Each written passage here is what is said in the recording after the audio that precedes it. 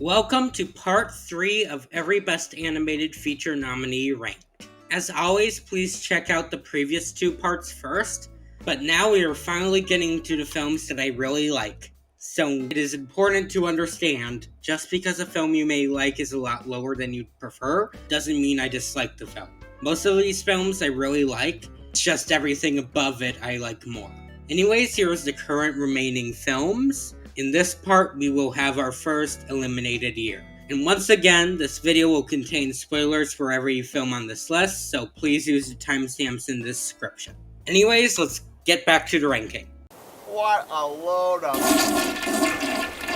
Somebody once told me. We made it to our first winner of the entire category, Shrek. Since we still have one more film from 2001, I don't quite agree with this one. That doesn't mean I'm mad at it. I recognize how influential Shrek is to mainstream animation. Whether it's for the better or for the worst is for you to decide, but it definitely deserves its spot in the National Film Registry. Anyways, Shrek is good, not amazing. I wouldn't put it near the top of any list, but it's fairly solid. The animation surprisingly holds up really well, especially compared to its fellow nominees. I think Shrek is a great role for Mike Myers, and so is Eddie Murphy as Donkey. I genuinely can't imagine these characters without them. The decision of subverting Disney tropes is a smart one, and it benefits the film a lot. It's the right amount of cynicalness where it's fun and entertaining, but not annoying. Some parts of the fairy tale subversion that I really like are Donkey falling in love with the dragon, or whenever original song is gonna start, it is immediately stopped and replaced with a pop song. The pop songs are a welcome addition. All-Star is iconic and is forever tied to this film. The Bad Reputation scene is a great action scene, and the Hallelujah scene is great too. My first criticism with the film is with Shrek's character arc. I really like the idea of him being insecure about his appearance and fear being rejected, when we don't really get to see that. He just seems to relish in scaring off people, he is happy in his home, and I wish there were more scenes where he showed deep down this is one of his insecurities. I think this would have strengthened the character for me. Fiona, on the other hand, is a great character, again subverting the typical princess trope. Instead of being weak, she can fend off for herself. Her love story with Shrek is alright though, nothing special. I really don't like the third act misunderstanding and breakup, because all it was is Shrek getting mad because he misheard Fiona, and it gets resolved a couple minutes later. I also don't really care for Lord Farquaad. I don't know, he is just fairly boring, and his short jokes got a little too much. I do find it hypocritical for a film to be about accepting yourself for who you are, and then proceed to make fun of short people. But Shrek is one of the rare films to actually warrant a dance party at the end. The Smash Mouth cover of I'm a Believer is great, and it is a perfect fit to end the film on. Also, please watch Shrek Retold. It is an online collaboration with hundreds of creators. You get to see all these people work together to recreate one of their favorite films. I find that kind of beautiful. There's a lot of variety too. There is 2D animation, 3D animation, stop motion, live action, and so much more. There is a part with a really epic anime sequence, and then the very next scene is Chris Chan. There are so many other things I want to talk about, but I don't want to spoil them because you need to watch it. Where is my ball? I'm running out on the road. There is a car, and this is going to hit me. Frankenweenie is a really fun parody of classic horror films, mainly Frankenstein. This is actually based on a short film that Tim Burton made. I watched it and it was alright. Nothing special, a little novel but not much else to it. But the film does the concept more justice. It helps that it is animated, so you're allowed to do more wacky things. I love the use of black and white because it does make me feel like I'm watching a classic horror flick. My biggest criticism with the film is that the main protagonist is fairly boring. I don't really have anything to say about him, he's just basic. Other characters are much more memorable to me, like the 2 rivals during the science fair, or the creepy girl with a cat that can predict people's fates with its turds. And of course, the science teacher, who I love a lot. He has such a cool design. Don't let me forget the main star of the show, Sparky. He is such a good boy. Who is my favorite undead doggo? You are! Anyways, the horror movie parodies are good too. I like that every pet turns into a different monster. The rat becomes the Wolfman, the sea monkeys turn into Creature from the Black Lagoon, the turtle becomes Godzilla. It's super fun and entertaining. Yeah, I enjoyed this one a lot. After all I've done for everyone, Schmebulok. Yeah, exactly. It's a total load of Schmebulok. During April 2019, Avengers Endgame released. It was a culmination of a decade of films, and was one of the most anticipated films ever. I sat down in the theater and enjoyed it, until I saw Captain America pick up Thor's hammer. That was one of the most magical moments I have ever had in theaters. My opinions on the MCU and Endgame have changed for the worse, but nothing will change the first time ever seeing this film. With that being said, the Shaun the Sheep Farmer cameo in Vengeance Most Foul is 10 times more hype and exciting. I actually screamed when he popped up on screen. You will never understand. Anyways, Wallace and Gromit Vengeance Most Foul is good, just not top tier Wallace and Gromit. I think Curse of the Were-Rabbit, A Close Shave, and The Wrong Trousers clear easily, but this is still a good time. This film serves as a sequel of sorts to The Wrong Trousers, with a lot of the plot revolving around Feathers McGraw. We'll get back to him, but my first complaint about this movie is that Wallace neglects Gromit. Normally this would work, but The Wrong Trousers literally did the same thing, so it's kind of frustrating to see Wallace make the same mistake in the direct sequel to the short. If this was more disconnected, I could give it a pass, but as is, just feels repetitive. My other complaint is that I don't like the police characters. They are fine, but not fun to watch. And when the chief constantly ignores his assistants, it gets irritating. Okay, now on to the good stuff. This film actually commentates on AI and how it's used. This is mainly communicated through Norbot. The best scenes that demonstrate this is when Norbot does the garden.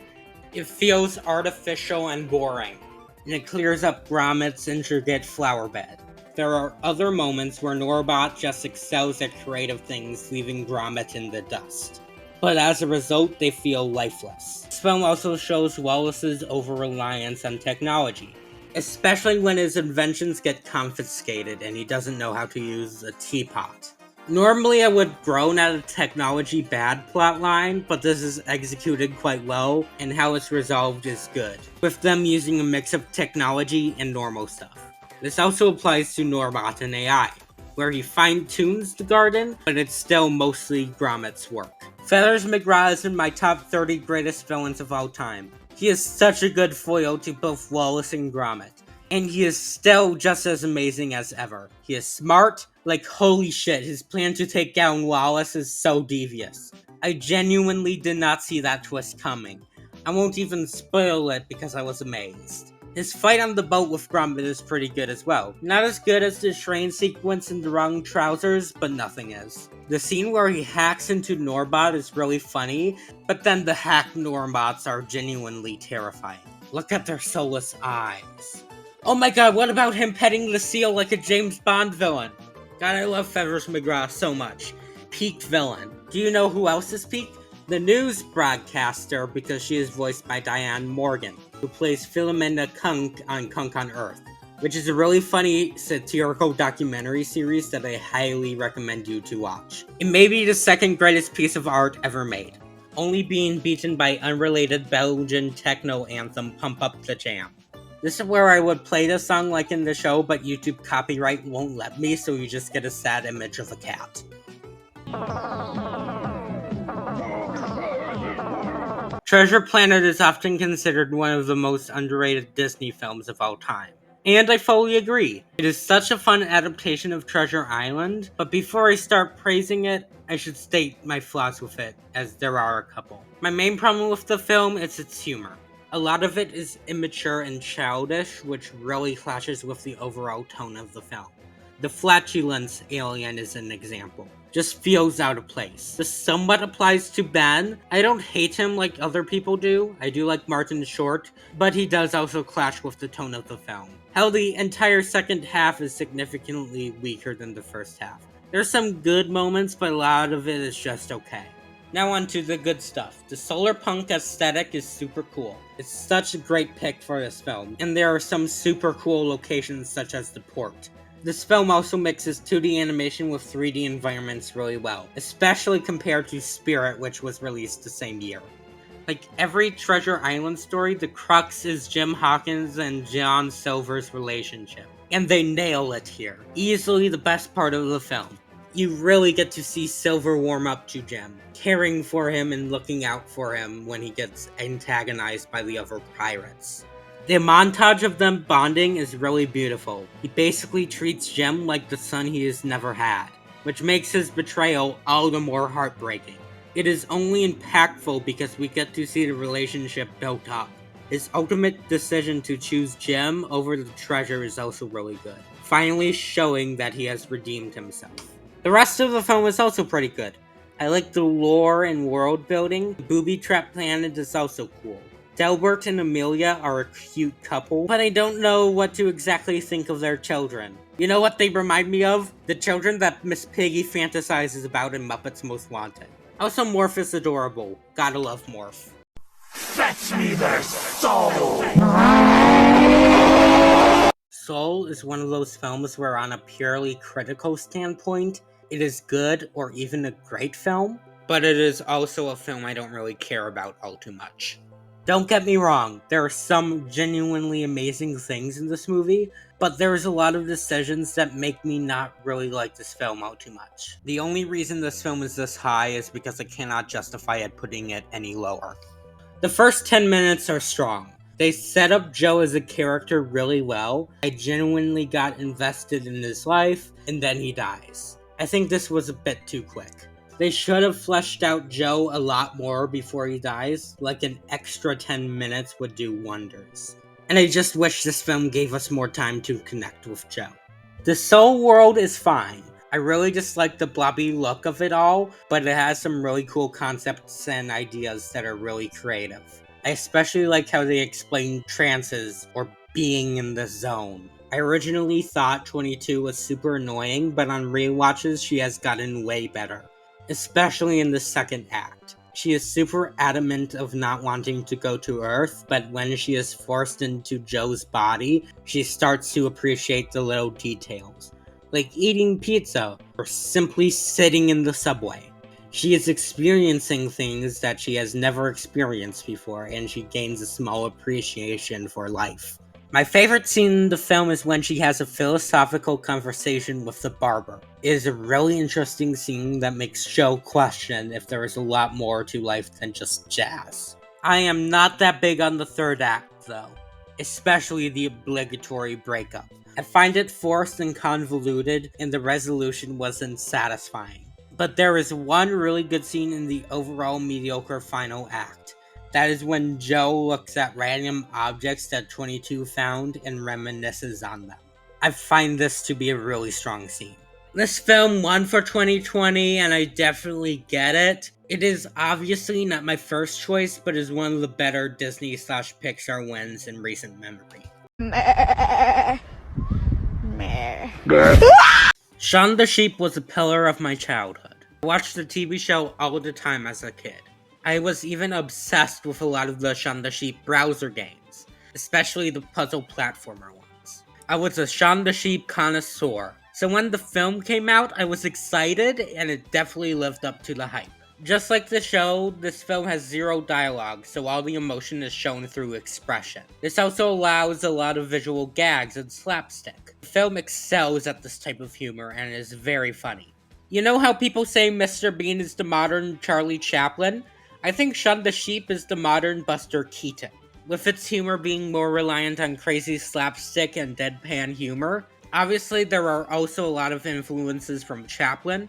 I mean, this film has its own version of an orphan girl, but I view Shaun as more of a Keaton-type character. The film is about the farmer getting amnesia and getting lost in the city, and then it's up to Shaun, Bitzer, and the others to go ahead and find him. There are a lot of funny, chaotic scenes, like the whole restaurant sequence where they disguise themselves as humans, or when they disguise themselves in a horse costume. There's just some amazing comedy in both of these scenes. The subplot where the farmer becomes a popular internet star barber is also really funny. This film also has a Silence of the Lambs and a Breaking Bad reference. This film also has heart, especially when the sheep are stuck at the garbage dump. at their lowest point, but one of them starts singing, which just brings up the mood with all of them. It's genuinely a wonderful scene that evokes the same charm as the Muppets in a way. Something about lovable characters just singing together always makes me cry. The villain is probably the weakest part of the film. He is fine. I do like how delighted he is to capture animals, but he is fairly boring. He serves his purpose well, though.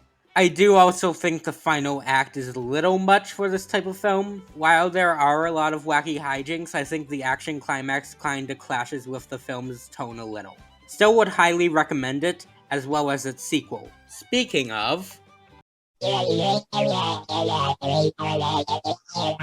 the Sheep Farmageddon is a lot of the same kind of stuff as the first film, still with a heavy emphasis on visual gags and silly sheep shenanigans. I do slightly like it more though. I find it slightly funnier, even though it uses a lot more pop culture references, but they are handled well that they sort of enhance the film for me. One of my favorite bits in the film is when the government mistakes Spitzer as an alien, and then they show him anatomical models of humans and he blushes. Spitzer is a bi icon. The film mostly follows Shaun meeting an alien named Lula. I love Lula. She is really cute and her backstory of her being separated from her family is really sad. I do like that she is just a kid, yet she is far smarter than most other people. The antagonist is also really solid. She's a government agent that just wants to track the alien down to prove that they exist. She had previous childhood trauma when people didn't believe her, so her motives are sympathetic. Her means to achieve that goal, on the other hand, are a bit more dangerous, which makes her a solid threat. I think the climax is still a little much, but it's more justified as it is a science fiction film. The subplot with the farmer creating an alien-themed roadside attraction is a little weak. Still has some funny moments, but it is a far cry from his subplot in the first film. But I do enjoy the Fourth Doctor cameo. Anyways, what are you waiting for? Watch the Shaun the Sheep movies and show. You'll have a good time.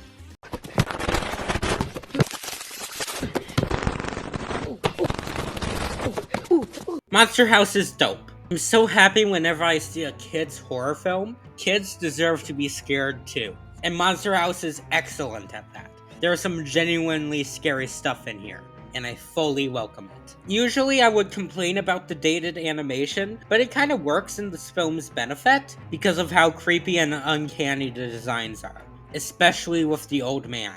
His design makes you want to fear him at first, but it is just friendly enough that him teaming up with the kids isn't out of nowhere.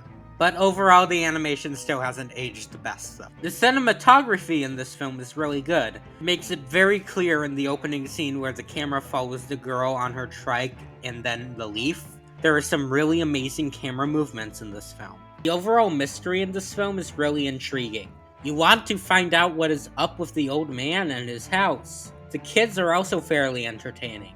They aren't my favorite kid protagonists in horror ever, but they are pretty solid and do act like real kids. I think the interactions all three of them have are pretty natural. The titular monster house is really scary. I mean, it ate the dog, but it is a really solid threat. The backstory is actually pretty messed up. So the old man saved a woman from being tortured at the circus. They later got married and built a house together. She is then later bullied by kids and then fell down into wet cement where she drowns. The film is also pretty funny. There were some jokes that I laughed out loud at, and this film might have one of the funniest adult jokes in a kid's film ever. Well, if those are the teeth, and that's the tongue, then that must be the uvula. Oh, so it's a girl house. What? I also recommend looking up the Spanish dub of that scene. It's even better. This film is my pick for the best of the 2006 nominees. Ideally, Paprika should have been nominated and won, but with just the three, Monster House comes on top. This also marks the first year to be fully eliminated in the series. And yeah, that checks out. 2006 is definitely one of the weaker years of nominees, but at the same time, none of the films are offensively bad. Even Happy Feet, which I just find okay. We are officially at the halfway point. I have talked about 52 films, and we have 52 remaining. Good God. Nothing will stop me! Not even... Boy in the World is a very unique film.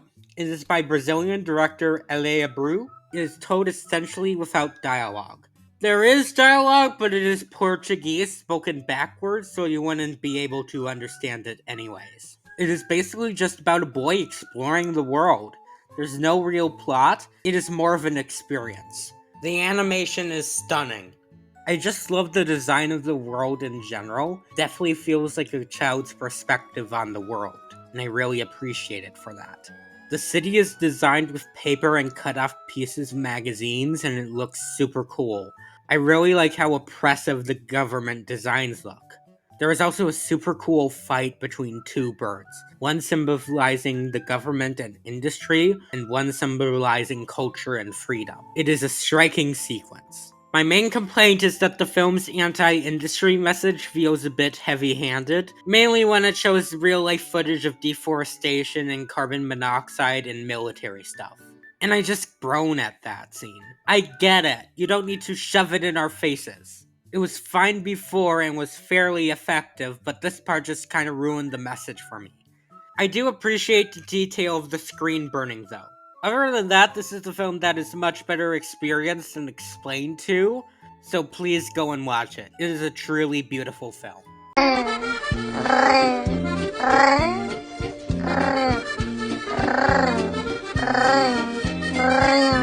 A Cat in Paris is a French film about a young girl who meets a cat burglar and his cat. I like it quite a bit.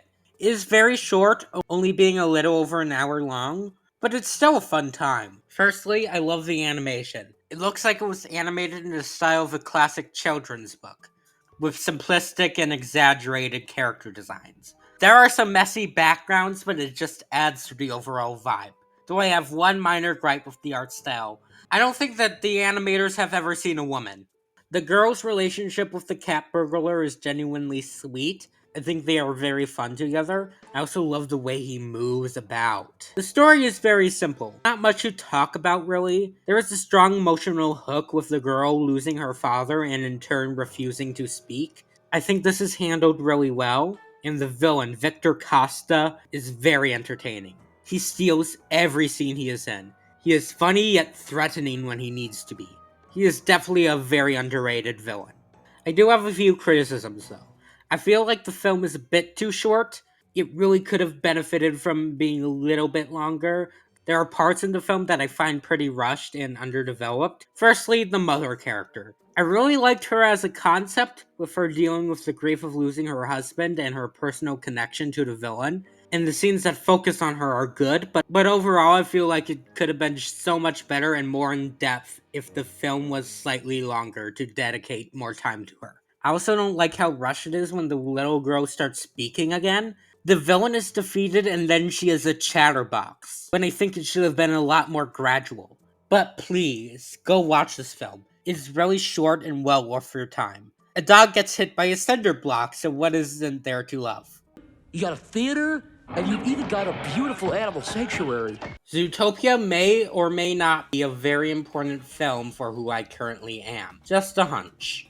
I quite enjoy this film. The main relationship between Nick and Judy is really solid. You definitely buy their friendship and they are a blast to watch. They are just so charming together from their first meeting to the end of the film. I would love to see more of them in the future. Let's just hope Zootopia 2 is decent. The entire world of this film is so creative with how the architecture accommodates different species. Even with this unified world, there is still some discrimination. Judy is often told she could never be a cop, but she did anyways, beating the stereotype of bunnies. Nick also beats his stereotype by helping solve a huge case. Of course, there is a bigger issue at hand, with predators versus prey. I know this aspect gets criticized a lot, but I think it's really well done. It shows how hate can be created in a quick way, and how it is often started by someone in power.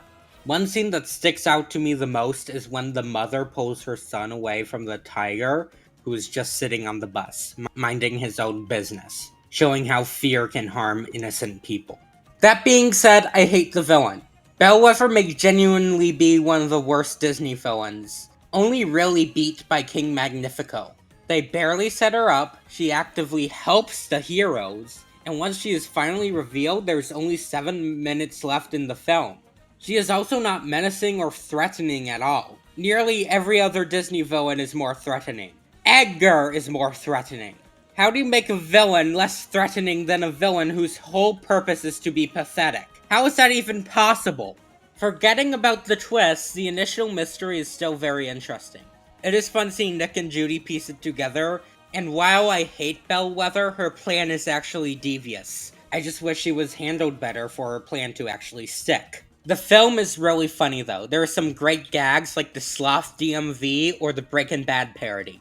You know, if I had a nickel for every time an animated kids movie with sheep characters contains a Breaking Bad reference, I'd have 2 nickels, which isn't a lot, but it's weird it happened twice. The joke I love the most is the whole Godfather parody. Now that I have actually seen The Godfather, I get a lot of the jokes now, and it becomes really funny. I also like how it ties into the story a lot, especially when it was revealed that a seemingly unimportant character Judy saves in the rodent town was actually the shrew Corleone's daughter. My only complaint with this scene is that the shrew Corleone should have had an insect as a pet like Vito's cat. Zootopia won for 2016, and while it's good, it's still not the best Disney film to be nominated for that year, but hey, it's still a really fun film.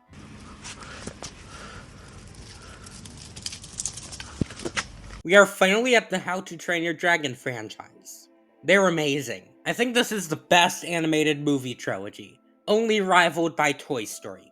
And dare I say, among the best movie trilogies, period. The weakest film in my opinion, however, is the first film. Why?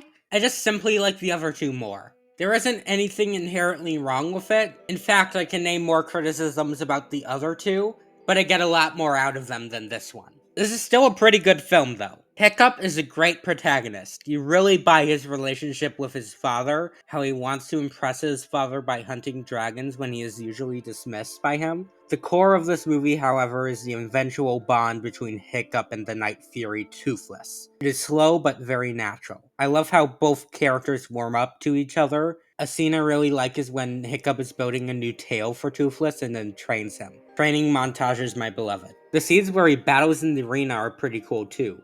I love how he learns every dragon's quirks and weaknesses to best them in a fight, and it's a great sequence. I used to be obsessed with the 2-headed dragon as a kid, and I don't know why. Toothless is amazing.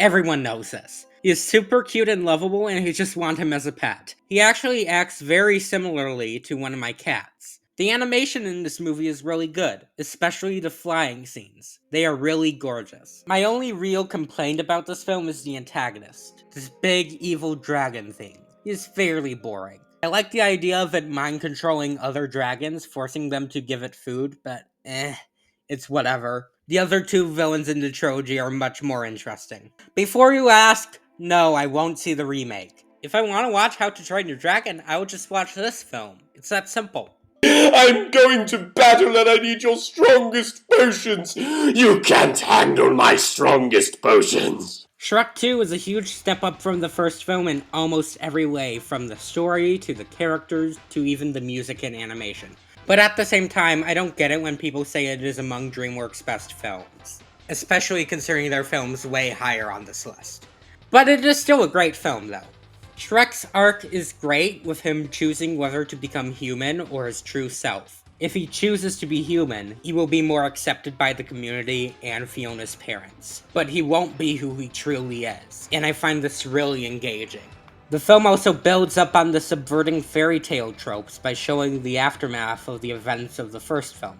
With Fiona falling in love with Shrek, this causes Prince Charming to not find his true love, which starts the whole conflict with the fairy godmother. Making them antagonists also subverts fairy tales as well.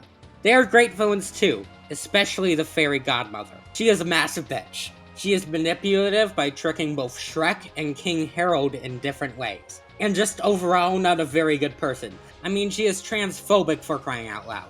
This film also introduces my favorite fearless hero, Puss in Boots. I already explained why I like him so much in my Puss in Boots review all the way back at my 95th place, but he is way more funny and entertaining in this film. And he's just a delight to watch. One aspect of the film I find fairly hit or miss is its humor. It relies on a lot of pop culture references, and while some work, some just don't. Like when Donkey just quotes the Wicked Witch of the West for no reason, or when they reference a random-ass commercial from the 80s. Who is this for? But other jokes work really well, especially the O.J. Simpson chase reference. I can't believe they got away with this, holy shit. The best part of the film is easily the holding out for a hero sequence. It is a great song that is perfectly accompanied by Shrek and the gang storming the castle. It is epic and entertaining into one brilliant package. We also get to see Donkey's children. See Muppets Most Wanted and Treasure Planet? This is how you do gross hybrid children right.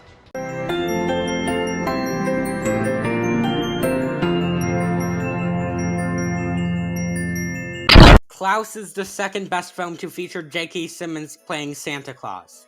Joking aside, Klaus is a pretty good movie. One thing that is super impressive about the film is that it is 2D animated, made to look like CGI, with its advanced lighting and shading. It's super impressive and pushes the boundary of what traditional animation can accomplish. It is about a spoiled brat postman being put in his place by being stationed at a very remote and difficult location where his residents all hate each other, with the goal of delivering 6,000 packages. He then befriends a carpenter and toy maker named Klaus. I really enjoyed Klaus as a character. He is a character you just want to learn more about, and they do such a good job at slowly introducing his backstory. J.K. Simmons does a great performance as always. It is nice to see him be a more gentle character rather than yelling slurs at college students. Jesper is a good protagonist too. It is nice to see a selfish asshole learn to become selfless and actually help people. He forms bonds with a bunch of the townsfolk, namely Alva, a teacher turned fishmonger. It is really cool to see Jesper help her become a teacher again. Of course, this film is also a Santa origin story, and it does it pretty well. I expected a lot more groan-worthy moments, but I only got a couple. It explains a lot of the Santa myth in a natural way. How they start gifting toys is really cute and sweet, and they introduce stuff like the naughty list as a lie, and that lie works. I did groan at a couple moments though, especially when their sleigh crashes and a kid think it is flying. Come on. My biggest problem with the film is the lie revealed to third act breakup. This really damaged the film for me.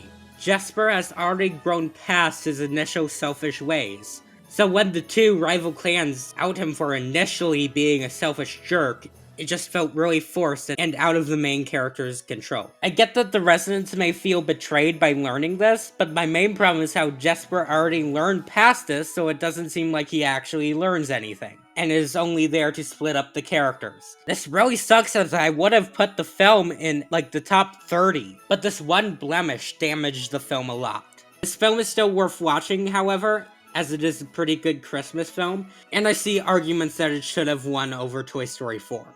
But there is one film that I prefer slightly more.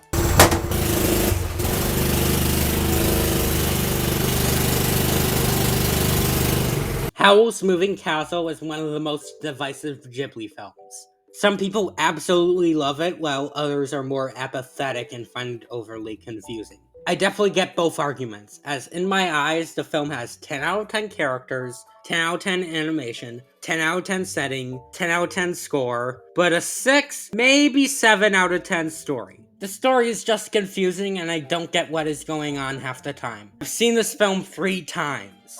The anti-war messages are the one part I think is handled really well, but I will get more into that when I talk about Howl as a character.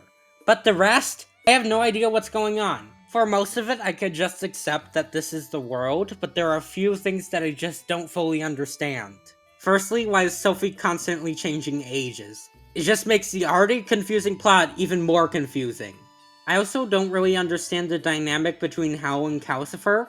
I guess it is explained by magical construct, but at the same time, I don't really get it. And then the ending is a whole can of worms. It's super rushed. So Howl is revived, Calcifer is freed, Pet is the prince for some reason, Sophie's curse is lifted, and then the war is over. Huh? Listen, I can normally accept things that are confusing as long as the basic story makes sense. Boy and the Heron, for example. Very confusing film, but I get the main plot. I know I have been harsh on this film, but that is because I really love it and I wish it was so much better. But now it's time to praise the ever-loving fuck out of this movie. I love nearly every single character. When watching this film, all I did was point at the screen whenever a character I liked appeared and went, "Oh my god, it's insert Howl's Moving Castle character. They are my favorite character in the film." All of them are so likable and charming. They are the heart of this film. Sophie is a great protagonist. Despite being turned old, she is more able to stand for herself and act on her own. I like the positive representation of being old, and she is just a really likable character.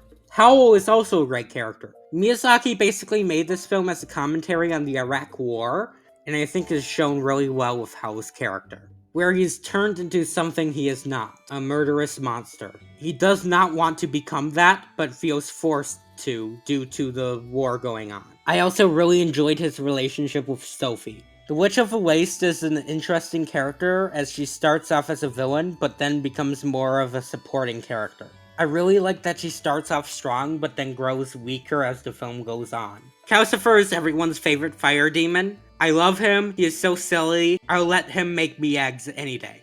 Turnip Head is Turnip Head, and Heen is Heen. I love them. The animation is superb, especially the looks of the titular castle. I love each little moving bit in it. It genuinely feels alive. This film also has one of the most entertaining cleaning sequences in film. Take that, Snow White. Finally, the music. My god, the music. Merry-Go-Round of Life is genuinely one of my favorite movie scores of all time. It is truly magical. Go listen to it now. This is not a request. I also invited my stinky rat friend Liam, who is a bigger howlhead than I am, so take it away. Okay, so first of all, good on you for recognizing how good the characters' animation and score are, but everyone already knows that part. A few of the issues you have with the story, I think, are a bit unwarranted, though. Like, I realized relatively quickly that it seemed when Sophie was feeling better and less stressed is when her age shifts to her being younger again. As you said, Howl and Calcifer's relationship is explained by a contract, so while Calcifer is often trying to hinder things, he's still contractually obligated to keep the castle up and running. I do have to say, yeah, the ending does feel a bit rushed. Almost feels cruel to say that this already 2-hour-long animated film could use another 15 to 30 minutes to resolve this problem, because I do feel like it would be hard to cut anything before it. Part of the reason I might like this movie more in the first place is the fact that I just more naturally take a liking to films that have amazing characters and excellent atmosphere, such as this one. This isn't as prevalent in this movie, as for the most part, it has a solid story besides the shaky ending. As an example for what I mean, let's take Ralph Bakshi's American Pop. Besides some of the most striking moments in the film, there isn't much I could tell you about the plot of American Pop. Despite this, I ended up rating it 4.5 stars just because of how interesting I found the accounts of the characters and the world around them, which has such an interesting and unique sort of vibe to it that I haven't really seen captured in any other movie I've watched yet. Going back to actually talking about the film I'm supposed to talk about, atmosphere in this movie is also extremely well crafted, and that combined with the characters is what got me to love this film so much, which is why I must convince you, the viewer, to we have to go on a heist to steal this movie from the ranking and put it back in part 5 so it looks like he loves the movie. Let me stop you right there. Hold on. Why do you have the same name as that alien from the Marnie segment? And why do you sound the same? And you are giving higher praise to a Ghibli. Wait a minute. Aha! Knew it! What do you have to say for yourself? No, blast it. And I would have gone away with it too if you weren't for your meddling otter. I can't believe I fell for that. Anyways, let's get on to the next movie. So I noticed a funny coincidence in this ranking. The next 6 films are all set near the ocean. This was not on purpose, but was a really funny coincidence, nonetheless. The first of these 6 ocean films is Finding Nemo. This film was a massive influence on my childhood. I used to watch this film all the time as a kid, and it definitely helped form my fish and sea creature obsession. I could even name every species that appears in this film. The film is primarily about the strength of parenthood. Marlin is an overprotective father due to his past trauma. He wants to protect Nemo whenever necessary, but this bothers Nemo, leading him to be more rebellious. As a result, he gets kidnapped. Marlin is then forced to travel the entire ocean despite his fears of it, just to find his son. This really shows how strong being a parent is, that you do literally anything to get your kid back. Way back when I talked about Brother Bear, I noted how tonally jarring the film was. Finding Nemo, on the other hand, introduces a more lighthearted tone after a serious moment perfectly. What makes Dory's introduction work is that she is the only character that is acting silly. Marlin is still stressed out about locating Nemo, rather than every character suddenly acting like a goofball. It eases the audience into a comedic tone a lot better. Dory is the opposite of Marlin, with zero survival skills at all, and I find that interesting. I just wish she wasn't voiced by Ellen DeGeneres so I could actually enjoy her. But at least she is tolerable in this. But what I like is that her seemingly stupid actions actually save them. Namely during the whale scene where Marilyn doubts Dory, but then learns to respect her once they actually reach Sydney. I like the side characters that the duo meet along the way, such as the shark rehab group and the sea turtles. Nemo's side story is really good too. I really like how being in the tank allows Nemo to be more independent than he was with Marlin. My favorite scene in the film is when Nigel the Pelican tells Nemo the story of his father, which lights a spark in him to stop the filtration system when he has previously failed before. I enjoy some of the tank gang members, mainly Gil, but a few just end up being annoying to me, such as Bubbles or Deb. I get what they were going for these characters, but they end up being a little too much. I also don't really care for Darla. She is a fine villain. I like the Psycho reference, but she is just eh. The reunion between Nemo and Marlin, on the other hand, is amazing. When Dory gets captured, Marlin has to trust Nemo to save her, even if there is a chance that he could lose him again. It is a really powerful moment showing Marlin's growth as a character. The film's animation is really good for its time. How it did water was revolutionary. Of course, later films look a lot better, but for 2003, it's really good. The film won for 2003, and while I really like it, there's one other film I think should have won. But at least this one has an anglerfish, so it evens out.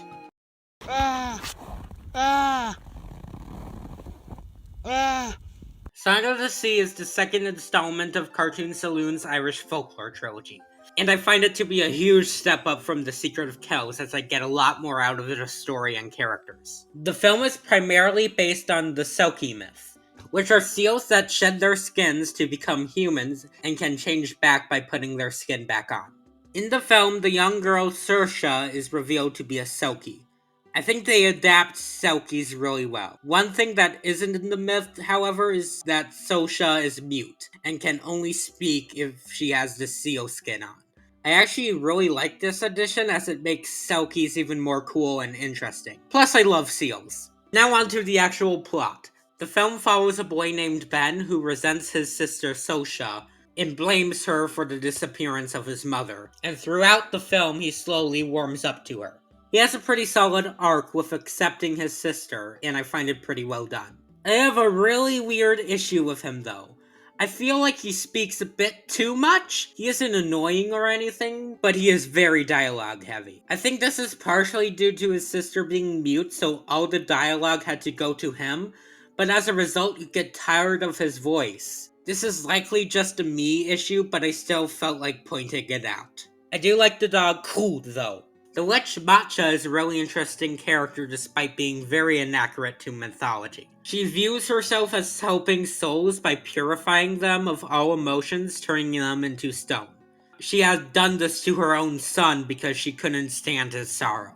I find this to be a very cool idea for a villain. One who doesn't believe what they are doing is bad, but does in fact harm people. The animation is gorgeous too, especially the scenes where Saoirse turns into a seal. And of course the scene where she sings her song, freeing all the trapped souls in stone. It is a really beautiful sequence, and the song really helps elevate the scene. Give this film a watch already. It's absolutely worth your time. Plus it has seals, so what isn't to love?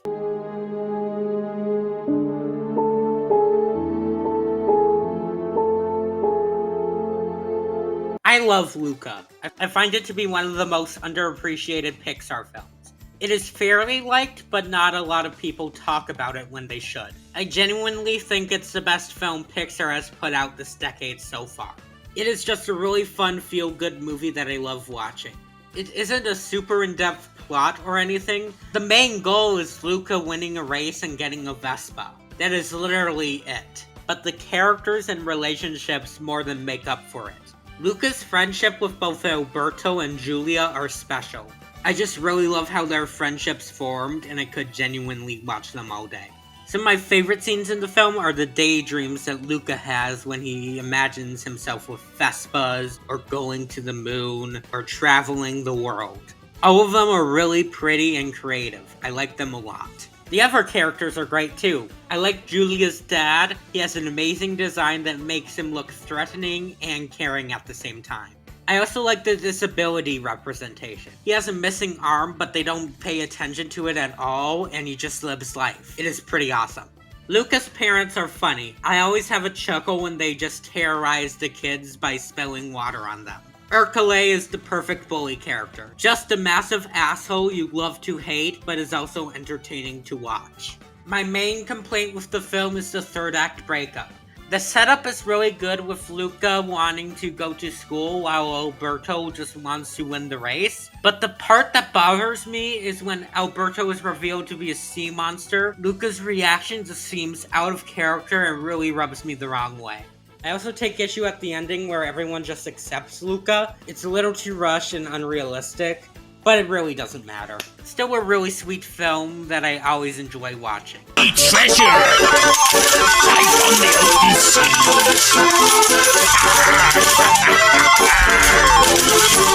Yes, I'm serious. I do like Pirates and Adventure with Scientists more than Howl's Moving Castle, both Shrek movies, and Finding Nemo.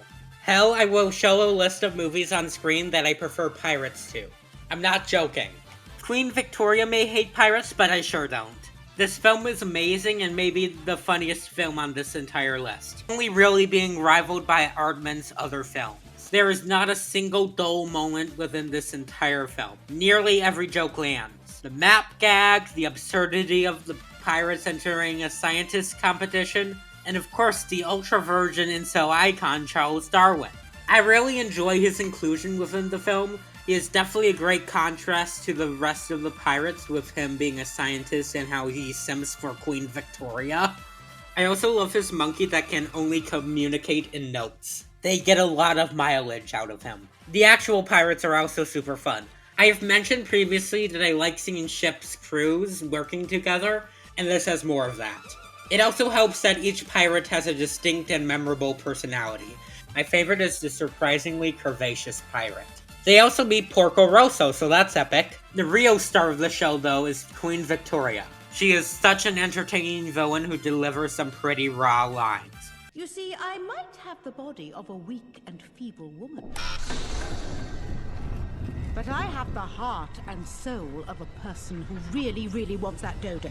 Her irrational hatred of pirates is so funny, and the idea of a get-together with her and many other world leaders for the main purpose of eating exotic animals is hilarious. Though I really dislike the American title for this film, Band of Misfits. It is way too generic and could apply to literally any pirate movie. Here is a way better title. The Pirates in a Tribulation with the Queen.